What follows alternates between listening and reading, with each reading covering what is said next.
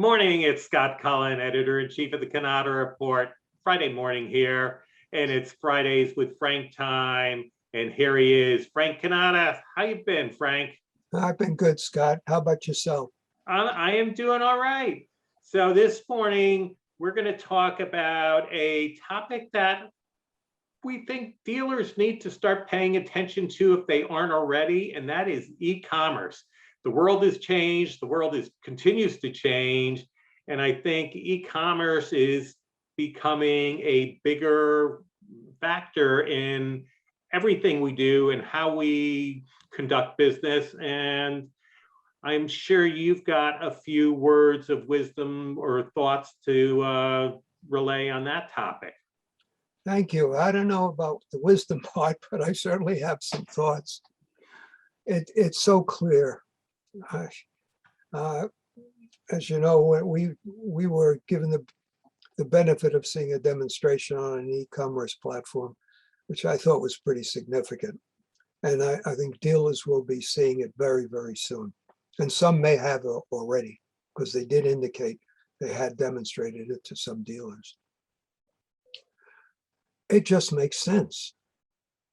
If you can put the 28 pages and below on an e-commerce website, and then focus on your 40 to 60 page, and then production print, you're golden. But it's not that simple. How do you protect a territory with an e-commerce website? Dealers, who particularly the more successful dealers, they have enormous networks across the country. So they could at some point say, I can do e-commerce on the low end. And when I sell them in another part of the world, I can reach out to somebody that I know to service it. I don't think that's being an illusion, but who is that going to hurt? It's going to hurt that dealer who's below $5 or $6 million, and maybe even higher. So there's a threat there, and I don't want to minimize that. My hope is that BTA, with Bob Goldberg leading the charge, comes up with some kind of dealer contract that protects them for those that want to go into e-commerce. In other words, encouraging manufacturers who are going to, and I shouldn't say manufacturers because e-commerce obviously is a website, but encourage those who go into it to use that contract to protect the industry, because they'll destroy it. Without question, they'll destroy it if they're allowed to. So it's kind of like a double-edged sword. What is troubling to me is that there are manufacturers out there who see this, and I don't think from what they're saying and what they have said to us, they have a long-term vision of toner-based low-end products. As one said to us, nothing is forever. I'll never forget that phrase, and I don't want to quote the individual because it just wouldn't be appropriate. But I think that's the reality. I mean, look at the economy the way it is today, what we're experiencing. I went out and bought a new car two weeks ago. I'll be lucky if I get it in October. Maybe they said maybe the end of September. It's crazy, but that's what it is. And by the way, the dealership that I went had a great website, and I purposely looked at it, went through it totally, had a great e-commerce website. I could have done everything I did in the showroom except test drive. They had all the options. They had the face-offs with the key products that competed with, and they had the pricing there, and what the pricing where the options are. And I said, this is terrific. But it was so good for me. I felt the first time I walked into to buy a new car, I knew pretty much what I wanted and why. And I knew what it was going to cost me. The whole transaction could have been done, but I did want to test drive it. So I went to the dealership.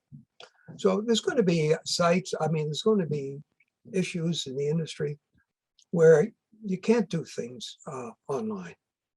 And I certainly think when you get into higher priced equipment, you got to be able to provide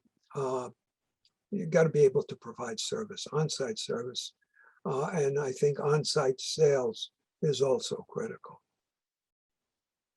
Because there's so much to sell, I don't think you can do it that readily on an e-commerce website. But for the lower end products, absolutely.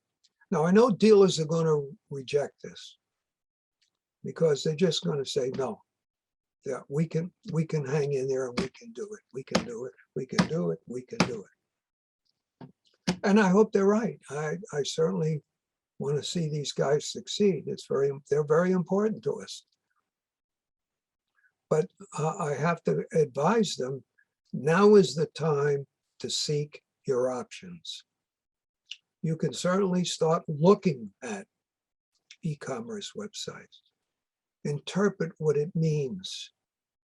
Get the proper legal advice from a guy like Bob Goldberg. Say, Bob, how do I protect myself with this? Or protect my fellow dealers or protect the industry? I don't want dealers to go out of business. Do all those things that cost you nothing.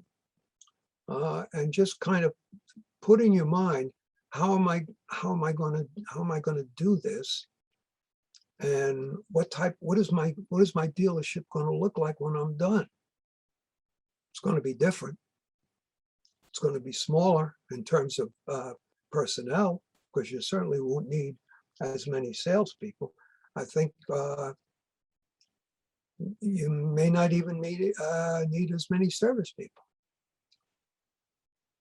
Because of the ratio of the population to techs. Because the supposition is that if you go e-commerce, you're going to sell more. It's that simple.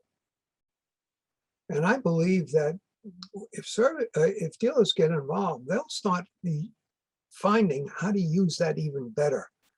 And one of the things that I feel very strongly about for a dealer, if he goes e-commerce, to have in the website construction alerts, like take prep, typically a 28 page per minute, is sold. All right, they got a record of it.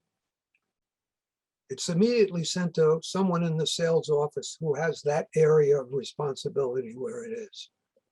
He gets on the phone and tries to upgrade them to a 40 page per minute. That's not a tough thing to do.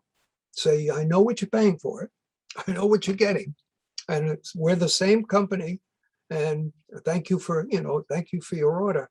But let me show you what you'll gain by just spending a couple of $1,000s more. And it's significant. It's a significant presentation. And why not? I mean, to me, that is not a hard thing to do. So if dealers who are aware of that ability to upgrade will take advantage of it. They always have in the past. I can't see why they wouldn't do it this time. The thing I object to is that when you have people come from outside the industry and correctly state that e-commerce is the wave of the future, with no understanding or appreciation of a dealer's business, that they would take the time to provide in that website construction a means for doing just what I suggested, because they wouldn't see the relevance or understand why a dealer needs to do that. A sale is a sale. You made the sale. Why go any further? That unfortunately is only part of the answer for dealers. So I guess the bottom line is, at the end of the day, dealers are going to have to take a very hard look at their business if they haven't done so already, and I know many have. And think of it in terms of the new world with e-commerce, and then go from there.